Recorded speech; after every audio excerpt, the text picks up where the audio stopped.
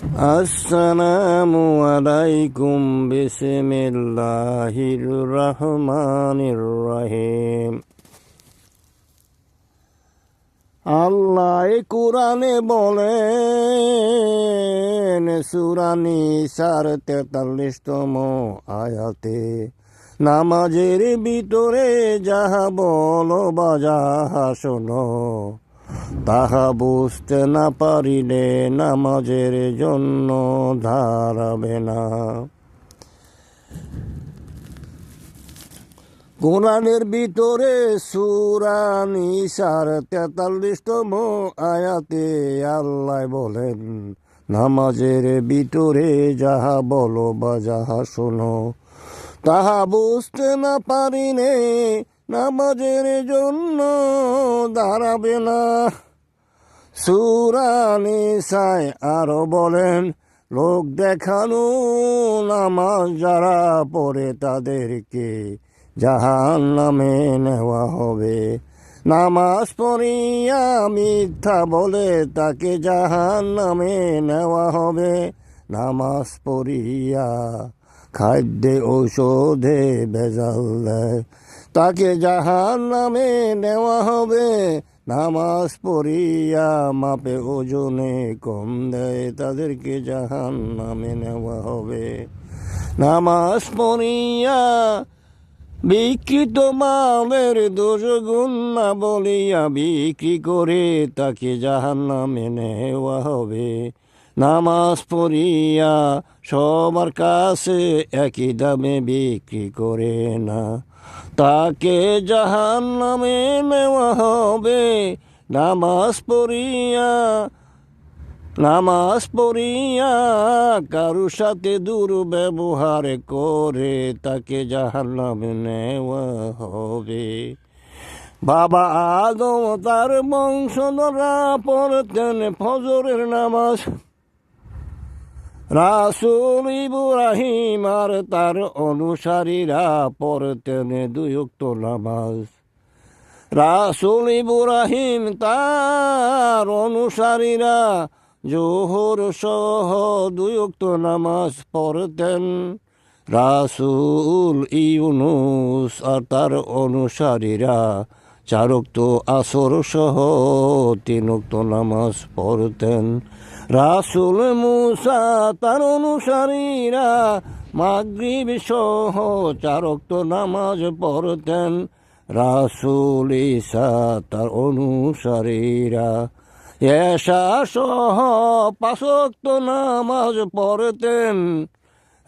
আল্লাহর মনোনীত সর্বশ্রেষ্ঠতম রাসূল মুহাম্মদ আহমদ মেরাজ যাওয়ার আগ পর্যন্ত তার অনুসারীরা 5 ওয়াক্ত নামাজ পড়ত। মুহাম্মদ আহমদের অনুসারীরা 5 ওয়াক্ত নামাজ পড়ত। মেরাজেতে আসার পর 6 ওয়াক্ত নামাজ শুরু করিল। মেরাজেতে আল্লাহ রাসূল মুহাম্মদ আহমদকে 3 রাকাত বেতেরের নামাজ দান করেছিল। অন্যান্য নবী রাসূলগণ নামাজ পেয়েছে বিনিময়ে, আর মুহাম্মদ আহমদকে উপহার দিয়েছে বেতেরের নামাজ। বেতেরের নামাজ হলো ওই দিনের সর্বশেষ আর সর্বশ্রেষ্ঠতম নামাজ।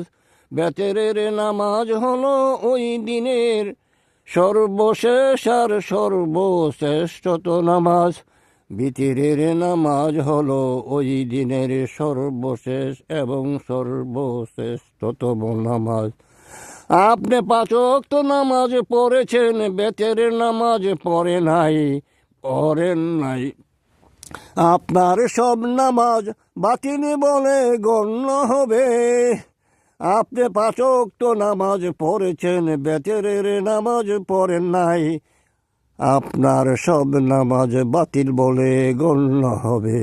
আপনি 5 ওয়াক্ত নামাজ পড়েছেন, বেতেরের নামাজ পড়েন নাই, আপনার সব নামাজ বাতিল বলে গণ্য হবে।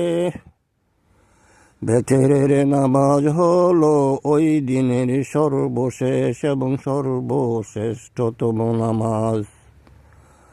অনেকে বলে থাকে আমি বিভিন্ন দেশের লোকদের সাথে আলাপ আলোচনা করেছি, টিউনিস, মরক্কো, মালি, সোমালিয়া, মরক্কো, আলজেরিয়া, সৌদি আরব, কুয়েত, কাতার, ইরাক, সিরিয়া, প্যালেস্টাইন। সবাই বলে 5 ওয়াক্ত নামাজ, কিন্তু কিছু সংখ্যক লোক, হাজারেও আমি একজন পেয়েছি, তারা বলে 6 ওয়াক্ত নামাজ। এই যে একটি দ্বিধাদ্বন্দ্ব মুসলমানদের মধ্যে, আসলে আমরা নামাজ পড়ি 6 ওয়াক্ত, মুখ দিয়া বলি 5 ওয়াক্ত। যারা বলে 5 ওয়াক্ত নামাজ পড়ি, আসলে তারা পড়ে 6 ওয়াক্ত, তারা ফাসিক। আল্লাহ বলেন, ফাসিকদের দিয়া জাহান্নামের আগুন জ্বালানো হবে। বলবেন নামাজ 6 ওয়াক্ত, না বলবেন নামাজ 6 ওয়াক্ত। কোথায় পাইলেন 50 ওয়াক্ত নামাজ থেকে কমাইতে কমাইতে 5 ওয়াক্ত টানছে, কোথায় পাইলেন? আমি অনুরোধ করছি, যারা যারা ধর্মীয় বক্তৃতা করেন, রাসূলকে স্বপনে জিজ্ঞাসা করিয়া ধর্মীয় বক্তৃতা করেন। আমি বিশ্বাস করি রাসূল মুহাম্মদ আহমদ কোনো হাদিসে রেখে যান নাই। আপনারা বেশি করে পড়বেন সূরা ফুরকানের 59তম আয়াত, সূরা রাসূল ইউনুসের 47তম আয়াত, সূরা রাদের 7ম আয়াত। এই 3টি আয়াত ভালো করে মনোযোগে পড়িবেন আর প্রচার করিবেন। হাফেজ সুন্দরতম আল্লাহ আমাকে রাসূল মুহাম্মদ আহমদ বলেছেন, কোরআনের আয়াত 6236টি।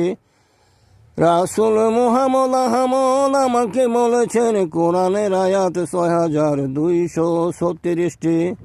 রাসূল মুহাম্মদ আহমদ আমাকে বলেছেন কোরআনের আয়াত 6236টি। যারা কম বেশি বলবে, প্রচার করবে, শিক্ষা দিবে, শিক্ষা গ্রহণ করবে, তারা আল্লাহর সকল সৃষ্টি থেকে অভিশাপ পাবে। যদিও মনে করেন একটা ছোট্ট বিষয়, আল্লাহ কোরআনে বলেন, যাহা বলো সঠিক বলো, ভুল বলিও না। যাহা বলো সঠিক বলো, যাহা প্রচার করো সঠিক প্রচার করো। হাফেজ সুন্দরতম আল্লাহ, হাফেজ সুন্দরতম আল্লাহ, হাফেজ সুন্দরতম আল্লাহ, হাফেজ সুন্দরতম আল্লাহ।